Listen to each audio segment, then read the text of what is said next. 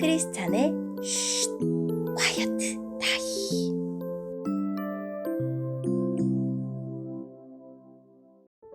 샬롬, 크리스찬 성도님들 반갑습니다. 오늘의 본문은 로마서 7장 1절부터 13절까지의 말씀입니다. 본문의 제목은 율법에서 벗어나 성령님을 따라입니다. 본문을 읽기 전에 어떤 내용인지 요약본을 먼저 읽어드릴게요. 우리는 그리스도의 죽음과 연합했으므로 율법에 대해 죽었습니다. 이제는 율법에서 해방되어 하나님이 우리에게 주신 성령님을 따라서 하나님을 섬기는 사람들입니다. 오늘의 본문 1절입니다. 형제, 자매 여러분, 나는 지금 율법을 아는 여러분에게 말하고 있습니다. 여러분은 율법이 사람이 살아있는 동안에만 그 사람을 지배한다는 것을 알지 못합니까? 이를테면 결혼한 여자는 남편이 살아있는 동안에는 법에 의해 남편에 매여 살아야 합니다. 하지만 남편이 죽으면 그 여자는 남편에게 매여 있던 법에서 해방됩니다.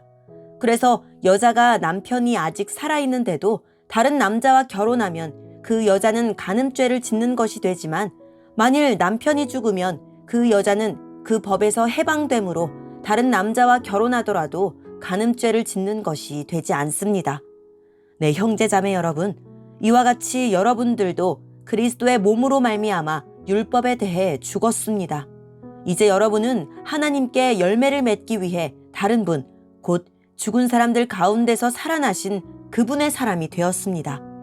전에 우리가 죄의 성품에 사로잡혀 살았을 때는 율법이 우리 몸속에서 죄를 지으려는 욕망을 일으켜 죽음에 이르는 열매를 맺게 했었습니다. 그러나 이제 우리는 우리를 가둔 율법에 대해 죽고 율법으로부터 해방되었습니다. 그러므로 우리는 기록된 문자에 따라 하나님을 섬기는 것이 아니라 성령의 새로운 방법으로 하나님을 섬깁니다. 그렇다면 우리가 무슨 말을 하겠습니까? 율법이 죄입니까? 절대로 그렇지 않습니다. 율법이 없었다면 나는 죄가 무엇인지 알지 못했을 것입니다. 율법이 탐내지 말라고 말하지 않았다면 나는 탐내는 것이 무엇인지 알지 못했을 것입니다. 그러나 죄는 이 계명을 이용하여 기회를 엿보아 내 속에서 온갖 탐심을 일으켰습니다. 율법이 없다면 죄는 죽은 것이나 다름없습니다. 전에 내가 율법과 상관이 없었을 때 나는 살아 있었습니다. 그러나 계명이 들어오자 죄가 살아났고 나는 죽었습니다. 그래서 생명으로 인도해야 할 계명이 사실 나를 죽음으로 이끄는 계명이 되고 말았습니다. 죄가 계명을 이용하여 기회를 엿보아 나를 속였고 그 계명으로 나를 죽였습니다. 그러므로 율법은 거룩하며 계명도 거룩하고 의롭고 선합니다. 그렇다면 선한 것이 나에게 죽음을 가져다 주었단 말입니까? 절대로 그렇지 않습니다. 죄가 죄인 것으로 드러나도록 하기 위해서 죄는 선한 것을 이용하여 나에게 죽음을 가져왔습니다. 그리하여 죄는 계명을 통해 한층 더 죄의 참모습을 드러내게 된 것입니다. 아멘. 오늘의 본문을 통해 이해할 수 있는 부분은 무엇일까요? 우리가 죄에 대해서 죽었다는 말은 이제는 율법의 지배에서 벗어났다는 뜻입니다. 바울은 율법의 효력을 결혼 관계를 들어 설명합니다. 결혼한 여자는 남편이 죽으면 남편의 법, 즉 통제에서 벗어나 다른 남자와 재혼할 수 있습니다.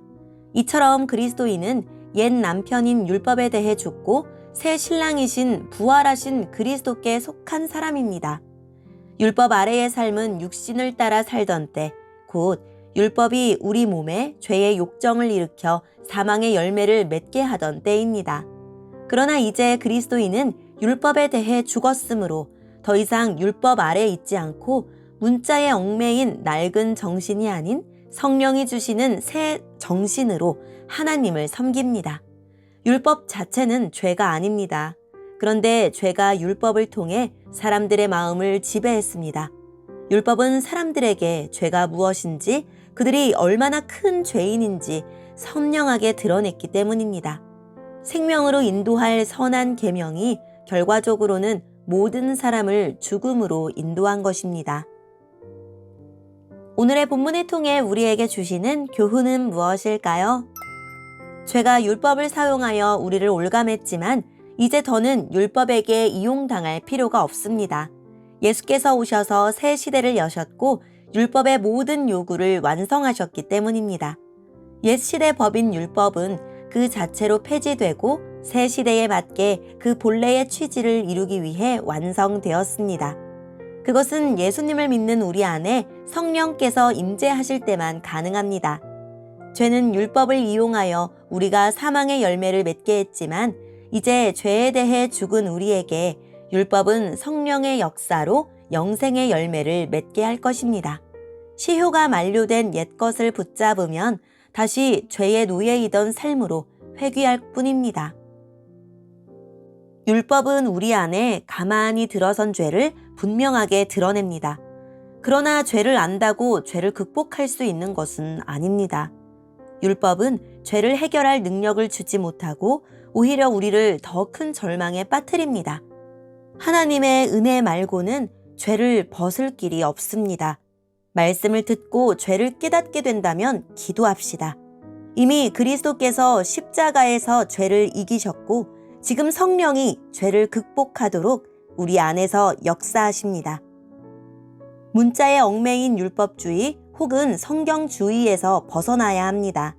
이는 우리 마음에 외식과 위선을 키우는 토양이며 우리 삶에 죄가 역사하는 통로입니다. 문자주의에 빠지지 말고 성령이 마음에 들려주고 새겨주시는 뜻을 따라 살아갑시다.